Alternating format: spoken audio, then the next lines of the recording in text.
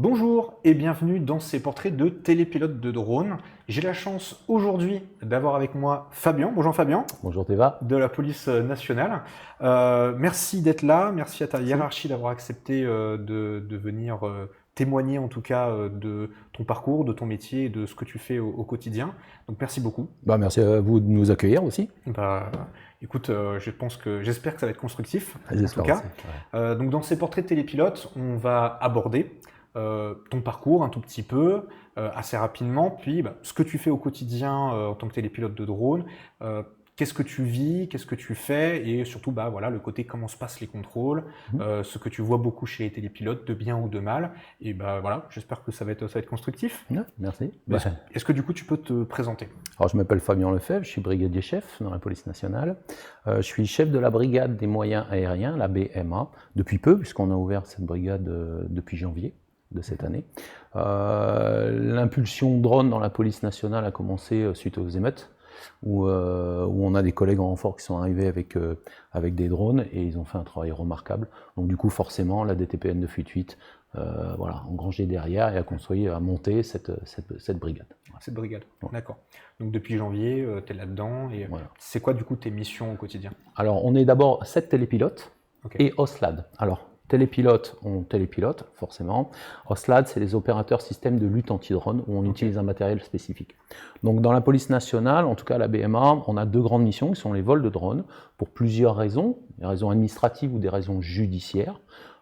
Par exemple, dans l'administratif, ça va être le secours aux personnes, la protection des biens et des personnes. Ouais. Et puis dans le côté judiciaire, la recherche de preuves, on va travailler sur la recherche de preuves, ou alors la poursuite d'individus en fuite. Voilà, deux grandes missions, en tout cas au niveau du vol de drone.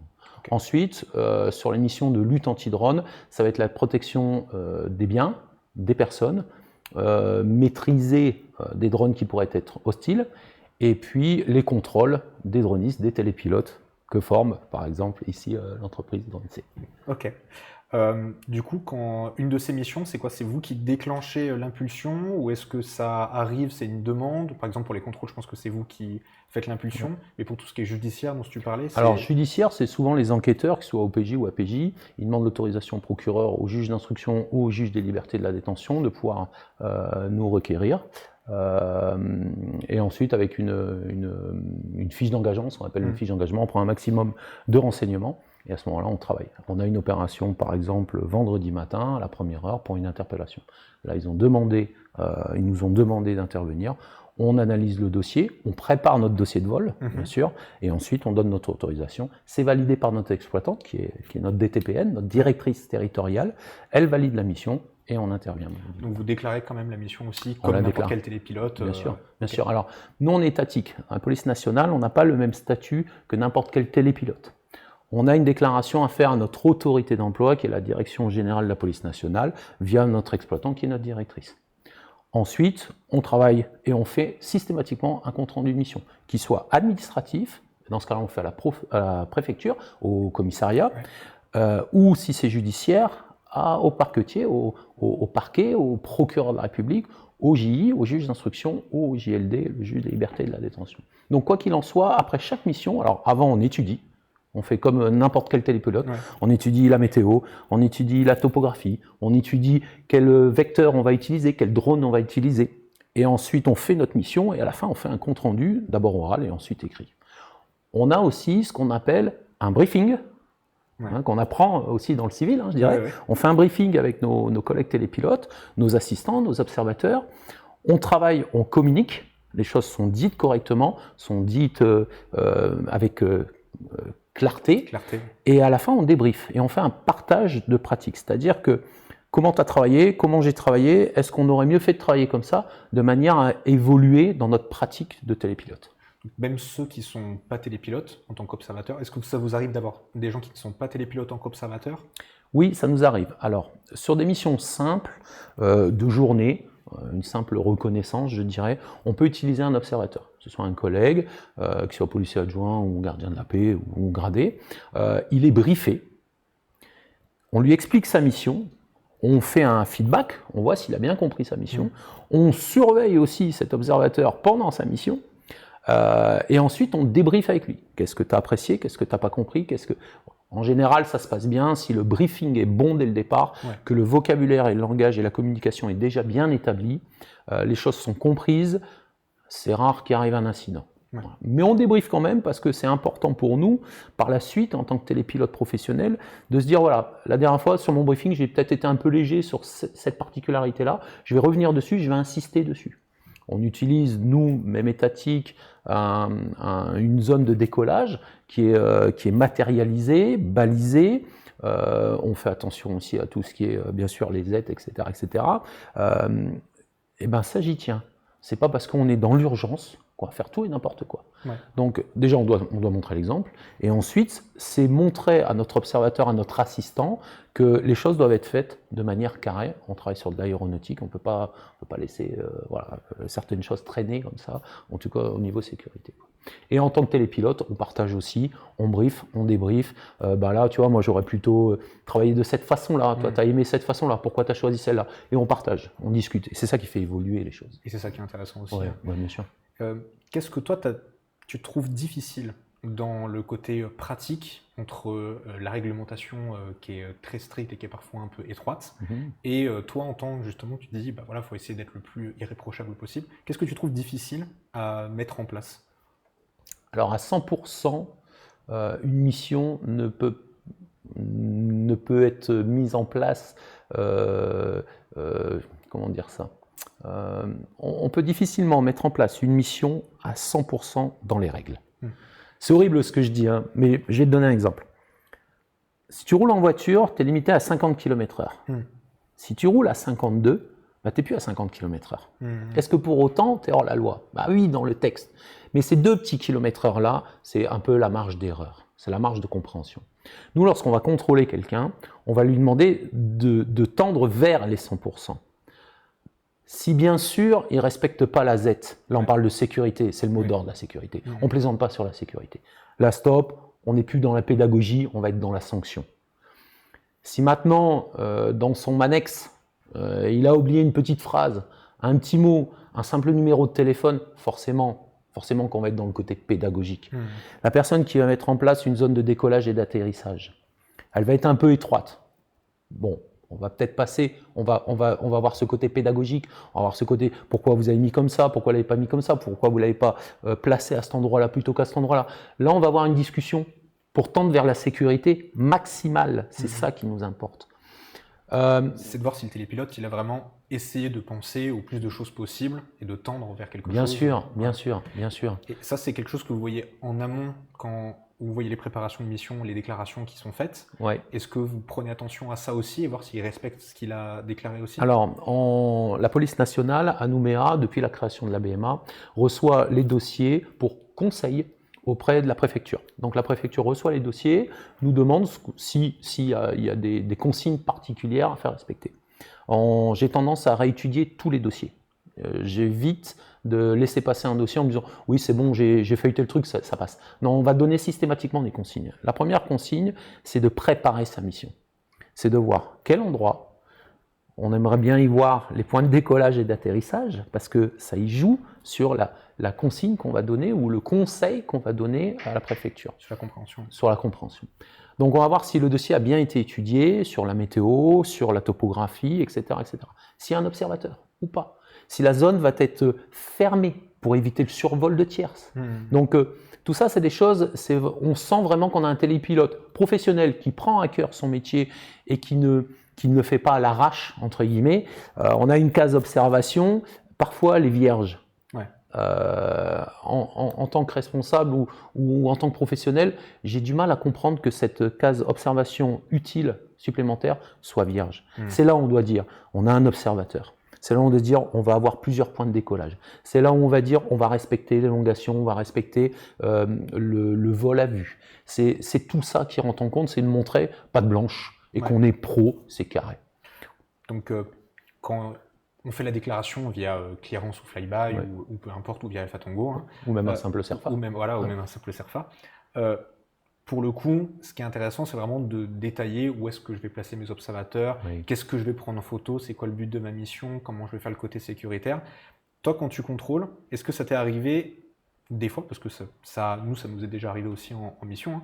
On arrive, c'est pas comme on avait prévu. Par exemple, sur Google Earth ou sur Google Maps ou sur Google Street View, on voit un arbre ou on voit quelque chose qui n'était pas là auparavant, de devoir que le télépilote voilà, doit s'adapter au terrain et prend en compte quand même la sécurité. Est-ce que c'était déjà retrouvé dans ces cas-là, alors, à la fois, en tant que perso ou en tant que contrôle? Eh ben dans les deux. Ouais. À la fois lors d'un contrôle, on arrive, on dit mais c'était pas prévu là le point de décollage, comment ça se fait que vous avez changé? Alors ce qu'on a dans un terme, c'est j'assume. Ouais. Alors je vais assumer ma décision. C'était prévu là, comme tu l'as dit, hein, il y avait peut-être un arbre et voilà. C'était prévu là et en fait là il y a 2 voitures qui se sont stationnées. J'ai dû décaler et comme je ne pouvais pas décaler juste à côté à cause des 2 voitures et puis là il y avait du passage, je suis venu ici. Très bien. Est-ce que vous avez fait votre zone de décollage? Est-ce que c'est balisé tout ça? Oui, voilà, ainsi de suite, etc. Le gars il assume et il justifie, il argumente sa décision. Dans les limites où il est dans les règles de la sécurité, dont acte. Très bien. Et même félicitations, parce qu'il y en a peut-être qui auraient dit « Ah là, je ne peux pas décoller, c'est pas grave, je vais décoller à côté. » Oui, mais à côté, c'est beaucoup plus dangereux. Ouais. À titre professionnel, ça nous est déjà arrivé lors d'un dossier de préparation, dire on va décoller à tel endroit. Et le jour où on arrive sur cet endroit-là, on se rend compte que plus loin, on a plus de sécurité, on est plus éloigné, on a possibilité de plus facilement de prévoir 1 voire 2 zones d'atterrissage d'urgence en visuel. Donc, c'est hyper intéressant, mais il faut assumer. Ouais, faut assumer. Il faut dire, voilà, j'ai changé mon dossier parce que là, j'ai trouvé que c'était mieux. La météo. Ouais. Dans nos dossiers, on met la météo, l'indice capé, les vents, les rafales, si c'est de jour, de nuit, on met un maximum de renseignements. Mais ça, on le fait 2, 3, 4, 5 jours, voire parfois 2 semaines, 1 mois avant. Les prévisions météo vont changer. Oui, bien sûr. Ce matin, je me suis levé, il faisait beau. Cet après-midi, il devait faire beau et il pleut. Il pleut finalement. Donc, ça, on va refaire in situ, à l'endroit même, une nouvelle analyse. Une nouvelle analyse. Ouais. L'indice capé, pour rappeler, c'est l'indice électromagnétique pour ceux qui ont oublié. C'est quoi les plus gros points positifs et points négatifs que tu peux trouver lors d'un contrôle chez un télépilote professionnel? Le point positif, c'est quelqu'un qui a préparé sa mission, qui a bien préparé, et qui pour lui, encore une fois, le mot d'ordre, c'est sécurité. Si on sent que le gars il est à fond dans la sécurité, ou la demoiselle, alors, il y a des télépilotes femmes aussi, qui se débrouillent très bien au niveau télépilotage, mais quand on sent que le dossier a été préparé et que c'est sécurité, nous, ça nous convient déjà. Si par contre, on sent qu'il y a trop de légèreté dans la préparation de dossier, et puis c'est un peu casse pas la tête, je vais faire mes 2-3 images parce que je suis payé pour ça, et puis à ce moment-là, on va vite mettre le haut là. Ouais. Pour l'instant, dans les télépilotes professionnels qu'on a rencontrés, dans la majorité, ils prennent conscience que la sécurité est le mot d'ordre. Aujourd'hui, ils voient apparaître un nouvel acteur. Il va y apparaître la BMA, la police nationale, avec des contrôles, avec des conseils sur les dossiers.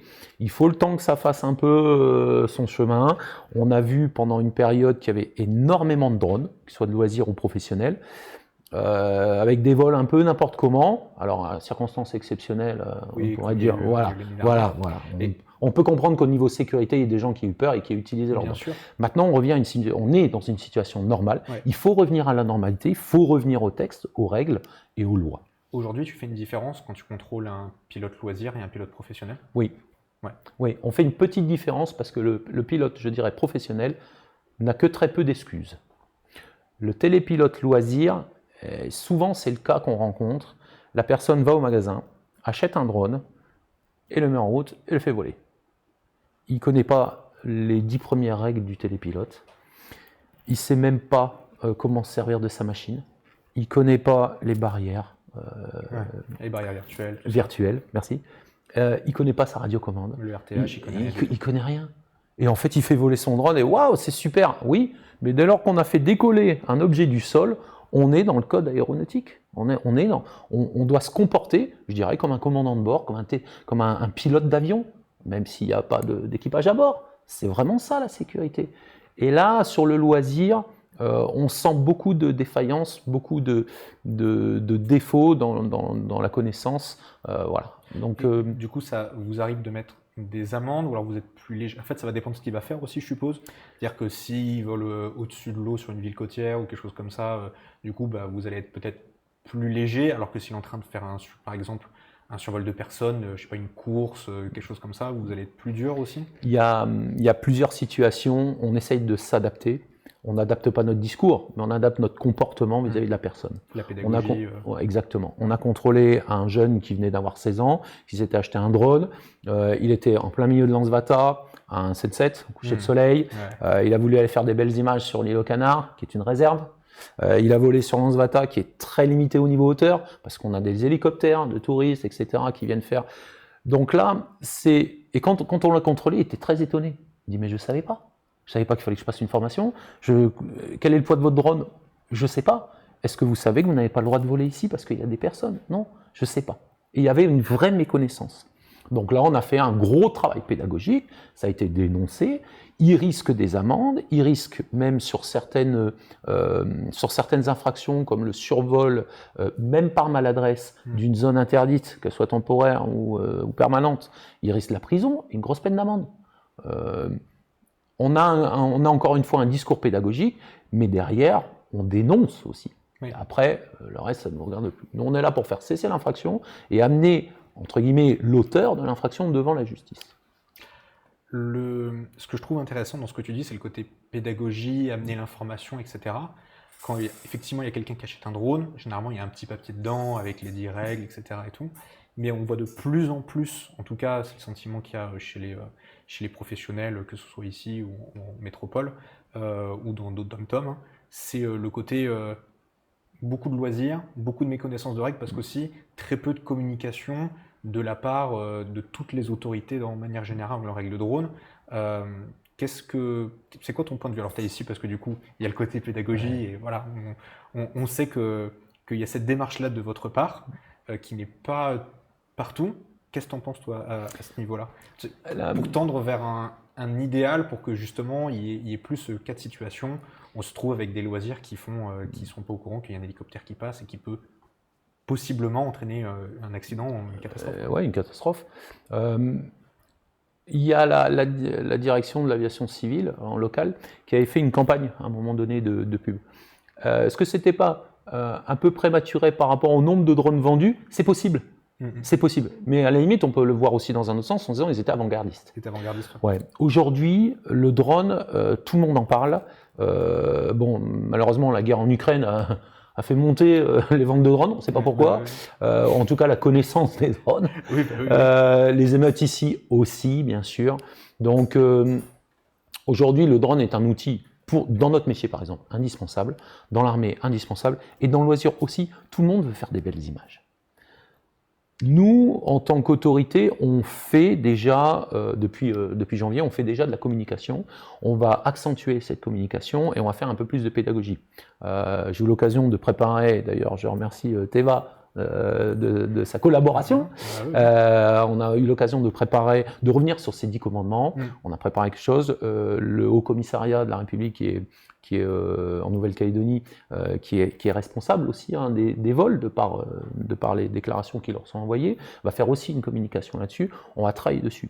Il y a pas mal d'écoles aussi de télépilotes de drones qui font de la communication et on va y venir de plus en plus. Pourquoi? Parce qu'il faut bien expliquer que piloter un aéronef, c'est comme piloter une voiture. Il faut un permis. Alors le permis, ça peut être les fameuses 10 commandements en loisir, ou alors cette fameuse formation sur des drones spécifiques. Surtout que le premier réflexe qu'une personne a quand il achète un drone, un loisir, c'est de le faire décoller de chez lui. Bien sûr. Et donc forcément, de le faire décoller dans un espace urbain, d'aller voir le premier truc qui arrive. Et très généralement, dans les grandes villes, il y a un aérodrome, il y a quelque chose, il y a une CTR, et donc forcément, ça peut mettre en danger. Bien sûr, dès qu'on décolle de chez soi, on est souvent dans une zone peuplée. Alors c'est sûr que si on habite au fin fond de la campagne, et qui n'est pas une réserve, et qui n'est pas une zone interdite, et qui, oui, on pourrait faire voler son drone de moins de 800 grammes tranquillement. Malgré tout, on se renseigne. On ne prend pas une voiture, on ne la démarre pas pour rouler. On regarde comment fonctionne la radiocommande, on regarde comment fonctionne le vecteur, quel est son poids, quelle est son autonomie, quelle est sa charge. Est-ce qu'il peut emmener on a vu des drones voler avec des poids, ils étaient de coin comme ça avec le vent, ne serait-ce que le vent. Ouais. Donc tout ça, c'est des paramètres à prendre en compte et c'est assez complexe, parfois subtil. Quand ça commence à sonner de partout et on ne sait pas pourquoi, il faut prendre le temps de réfléchir, de bien tout analyser, mais pour ça, il faut connaître son matériel. Donc je pense que lorsqu'on achète un drone, même d'occasion, il faut prendre le temps d'analyser les choses et Alors, nul n'est censé ignorer la loi, mais surtout se renseigner là-dessus. Et je pense que les écoles, comme dans l'ENSEE par exemple, Oui, ou pas que nous, hein, Calédonie, mais oui, voilà, ou Calédonie pour le citer aussi, oui, ou d'autres, les hein. écoles de France, ou peu Toutes les écoles de importe, France bien sont là entendu. aussi pour recevoir un appel en disant « Voilà, je viens de m'acheter un drone, est-ce que ça vous embête juste de m'aiguiller sur 2-3 trucs ?» Nous, la police nationale, 24 33 15, pour le bureau direct de la BMA, on est là aussi pour renseigner les gens. Ce que nous, on a beaucoup eu comme appel, etc., c'est tout ce qui est transition vers la nouvelle réglementation, etc., qui est un peu plus nébuleuse pour beaucoup de gens. Comment vous l'appréhendez, vous, cette réglementation? Alors qui ne va pas trop arriver vite chez nous, mais qui va quand même arriver aussi à un moment donné. Alors, nous, on est là pour accueillir et faire respecter les règles et les textes. On a eu une réunion dernièrement avec l'aviation civile, la direction ici. On a parlé de cette transition vers les lois européennes. Et ce qui est très intéressant de leur part, et encore une fois, c'est un échange de pratiques, c'est qu'ils se renseignent. Qu'est-ce que vous en pensez, vous, la police nationale? Qu'est-ce que vous pensez, vous, la brigade des moyens aériens, de cette réglementation, ou en tout cas d'une transition sur le territoire? On a donné notre avis. Et cette consultation, encore une fois, je trouve que c'est très intelligent pour faire évoluer les choses dans le bon sens. En Nouvelle-Calédonie, on n'a pas l'obligation, en tout cas pour l'instant, De passer sur les scénarios européens. Voilà. Alors demain, ils vont peut-être ouvrir l'open, ou ils vont peut-être passer en STS 01 ou 02. L'Open est disponible pour ceux qui ont passé le CATS ici. Pour ceux qui, si jamais vous voyez cette vidéo de France aussi également, ce que je trouve bien quand on a un échange avec l'aviation civile ici, c'est qu'ils font remonter également à la DGAC directement, à l'échelon central. Et c'est vrai que cette proximité-là et le fait qu'ils s'intéressent, le côté pédagogie, voilà, je trouve que c'est vraiment sain comme méthode. Et je pense qu'il y a beaucoup, en France en tout cas, il y a beaucoup de silence qui peut être fait dans certaines régions, parce qu'il y a un nombre exorbitant de télépilotes sur certaines régions, et que forcément les contrôles ça devient des numéros, et ça devient, bon bah voilà, ça passe à la chaîne quoi. Et il y en a beaucoup de frustrations qui peuvent ressortir de certains. Le discours un peu qu'on a eu, c'est simplifions les choses, tout en respectant, hein, attention, encore une fois, la sécurité, les règles, etc. Mais trop de règles tue la règle. Autant simplifier les choses, les expliquer et faire passer ce message. Je me rappelle, lorsque j'ai connu ma formation dans le civil de télépilote, on m'a dit il faut tendre vers le meilleur. Il faut partager et il faut surtout respecter la sécurité. Et c'est un peu dans ce sens-là qu'on travaille. Alors, il faut tendre vers le meilleur, il faut partager, il faut discuter et à un moment donné, on trouvera le meilleur, je pense, la meilleure formule pour que tout le monde puisse partager l'espace aérien tout en se respectant. On n'est pas en guerre, les drones contre les aéronefs habités ou telle école avec telle institution, etc. Le but, c'est de profiter un maximum de ce plaisir de faire du drone, nous à titre professionnel et à titre personnel de loisir, mais tout en se respectant et éviter l'accident. Très beau discours. Je sais pas, je pense qu'on est quasiment à la fin. Est-ce que tu as quelque chose à rajouter, un autre message à faire passer, autant professionnel que loisir? Encore une fois, c'est le partage de l'espace aérien qui prime, c'est la sécurité qui prime. Nous, même si on représente les lois et les faire appliquer en tant que policiers, la police nationale, c'est pour nous, dans nos contrôles, c'est accentuer la relation police-population.